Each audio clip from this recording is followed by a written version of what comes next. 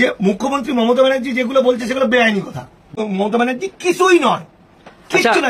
একটা কাউকে দিয়ে মামলা করিয়ে দিন, বিজেপি তো করবে, মমতা ব্যানার্জির বাবা মানবে। কৃতিত্ব আছে শুভেন্দুকে মারবো বলা, জুতো মারবো বলা, এটা কৃতিত্ব। আরএসএস এর লোক বলে, কেউ আমাকে চটির চাঁটা বলে। আচ্ছা, চটির চাঁটা এবং আরএসএস এর বলার কারণ আছে, যথেষ্ট কারণ, তাদের কোনো আমি দোষ দিতে পারি না। তার কারণ তাদেরকে আপনি ভালোবাসেন। হ্যাঁ, আরএসএস বিজেপি আজকে যে কথাটা বলছে সেই কথাটা আমি 2 বছর আগে বলে দিচ্ছি বা 6 মাস আগে বলে দিচ্ছি, তাহলে জানছি কি করে মানিক ফকির? তাহলে ভিতর থেকে সব জানে না? তা না, আমার কিচ্ছু কৃতিত্ব নেই। আমার একটা কৃতিত্ব আছে, শুভেন্দুকে মারবো বলা, জুতো মারবো বলা, এটা কৃতিত্ব। বাকিটা যে কেউ আমার মতো যদি সারাদিন ওইটা নিয়েই ভাবে, আমি গবেষণা করি, যে কেউ বলতে পারে। আপনি তো গবেষক। যে কেউ পড়াশোনা করলে, পুরনো তথ্য ঘাটলে যে কোনো লোক একই কথা বলবে, আমিও যা বলবো সেও বলবে, কেউ ওগুলো ভাববে না। ফলে ভাবছে তাহলে আমি আগে থেকে বলে দিচ্ছি, এটা গেল এক। আর চটি চাঁটা কেন? চটি চাঁটা হচ্ছে যে মুখ্যমন্ত্রী মমতা ব্যানার্জি যেগুলো বলছে সেগুলো বেআইনি কথা, বেসলেস, বেআইনি, বেসলেস না। বেসলেস বলবো না, তাহলে আমাকে বেসলেস বলতে হয়। কারণ আমরা যেটা বলছি অ্যাক্টিভিস্ট এবং লেখক, সমাজকর্মী বলবো সত্যিটা। মুখ্যমন্ত্রী তো বলার কথা নয়, তো যুক্তরাষ্ট্রীয় কাঠামো 256 নম্বর দ্বারা কেন্দ্রীয় আইন রাজ্য সরকার মানতে বাধ্য।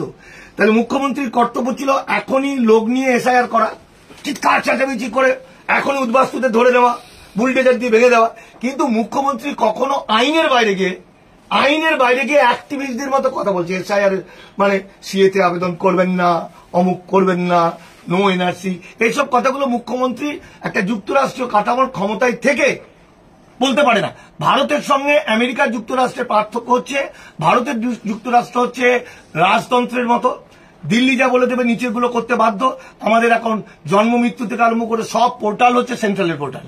ঠিক একইভাবে আবার অন্যদিকে আমেরিকা যুক্তরাষ্ট্রের প্রতিটি রাজ্যের বা প্রতিটি প্রদেশের নাগরিকত্ব আইন আলাদা এবং সংবিধান আলাদা, ওদের দুটো করে নাগরিকত্ব থাকে সেন্ট্রালে। তাহলে ভারতের যুক্তরাষ্ট্রের মমতা ব্যানার্জি কিছুই নয়, কিচ্ছু না। এসআইআর ডিক্লেয়ার হলো তখন মিষ্টি খাওয়াচ্ছে যে মুসলমানরা যাবে এবার। হ্যাঁ, অনেকেই দেখছি যে ঢোল মিষ্টি আবির ফেট্টি বেঁধে মিষ্টি খাইয়ে বেড়াচ্ছে যে মুসলমানরা যাবে, এসআইআর জব্দ করে দিয়েছে। তো মুসলমানরা কি সত্যি জব্দ হয়ে গেল? দেখুন, মুসলমানদের জব্দ করা না, যারা মিষ্টি খাওয়াচ্ছে তাদের কোনো ভয় নেই? মুসলমানদের জব্দ করা যাবে না, কারণ আমি যেটা বিশ্বাস করি, ওরা যেটা বিজেপি যেটা করেছে, মুসলমানদের কবর দিতে পারবে না, তাহলে পোড়াতে হবে, তাহলে ঘর ওয়াকফ হবে, হিন্দু হয়ে যাবে। এটা আরএসএস এর নীতিগত সিদ্ধান্ত। কি হবে? মুসলমানরা কবরগুলো নিয়ে নিল, তাহলে পোড়াবে কোথায় বডি? না, মাটি দিব আমরা। মাটিটা পাবে কোথায়? মাটি দিতে পারবো না মরে গেলে। আরে ভাই, সব কবরগুলো তো নিয়ে নিচ্ছে পিচ্ছে, আর গল্প নেই, নিয়ে নিয়েছে। জায়গাটা কোনখানে? এটা ঘর অফসি Golwalkar we or our nation ও ডিভাইন বইয়ে আপনারা মোবাইল থেকে খুলে দেখুন, ওটা ওদের সিদ্ধান্ত, যেটা আসামে চলছে। আইদার তুমি হিন্দু হও অথবা তোমাকে ফেলে দিয়ে চলে আসবে বেনাগরি করে। এটা হচ্ছে ওদের আরএসএস এর সিদ্ধান্ত, সেটা ফাঁদে। তাহলে আগামী দিন মুসলমানরা কেউ মারা গেল, বাপ চাচা মারা গেলে পুরাতে হবে। এই যদি পশ্চিমবঙ্গ সরকার, মমতা ব্যানার্জি কি বলছে, আপনি তো উকিল, ভালো জানবেন। মমতা ব্যানার্জি বলছে আমি মানবো না, একটা কাউকে দিয়ে মামলা করিয়ে দিন, বিজেপি তো করবে, মমতা ব্যানার্জির বাবা মানবে? আচ্ছা, মানবে না। এটা তো আইন তো আইনি, বুঝতে পারছেন কথাটা? কিন্তু উনি বলছেন যে কামরুজ্জামান পরশুদিন একটা জায়গায় বক্তব্য রাখতে গিয়ে বলছে আমি ছিলাম, যে মমতা ব্যানার্জি মুখ্যমন্ত্রীর সঙ্গে আলোচনা, সে বলছে আমি মরে গেলেও আমি এখানে ইমপ্লিমেন্ট করব না। আজ অব্দি প্রথম বলেছিল আধার কার্ড লিঙ্ক করতে হবে না, করতে হয়েছে। সিএ মানবো না, ছি আইন হয়ে গেছে। তো প্রত্যেকটা 3 তালাক মানবো না, মানতে হয়েছে, সবই তো মানতে হচ্ছে। দেখুন, মুখ্যমন্ত্রী যেটা বলেছেন, ভোটার কার্ড, আধার কার্ড, প্যান কার্ড থাকলে নাগরিক, দুটো মানে। উনি কি বলেছেন? ভুয়ো ভোটার কার্ড থাকলে নাগরিক, ভুয়ো আধার কার্ড থাকলে নাগরিক, ভুয়ো প্যান কার্ড থাকলে নাগরিক, বলেনি তো? প্রত্যেকটা কথায় দুটো করে মানে থাকবে। অর্থাৎ উনি একজন জননেত্রী বা উনি লড়াই করার লোক, তো প্রতিবাদী, ওনার উত্থানটা তো আন্দোলনের মধ্য দিয়ে। ফলে ওই রাষ্ট্রের সত্তা থেকে বেরিয়ে চলে যান কখনো কখনো। ফলে কোনো মতেই আইনের চোখে তিনি যে কথাগুলো বলেন ওগুলো বলতে পারেন না। এই যে বলছে মানিক ফকিরের খেয়ে দিয়ে কাজ নাই, শুধু হিন্দু বিরোধিতা করা। আপনি কি খতনা দিয়ে মুসলমান হয়ে গেছেন নাকি? না, উনি যিনি বলছেন উনি আদৌ হিন্দু কিনা উনি নিজে জানেন না। আচ্ছা, হিন্দু শব্দটার মানে জানেন না। হিন্দু কাহারা?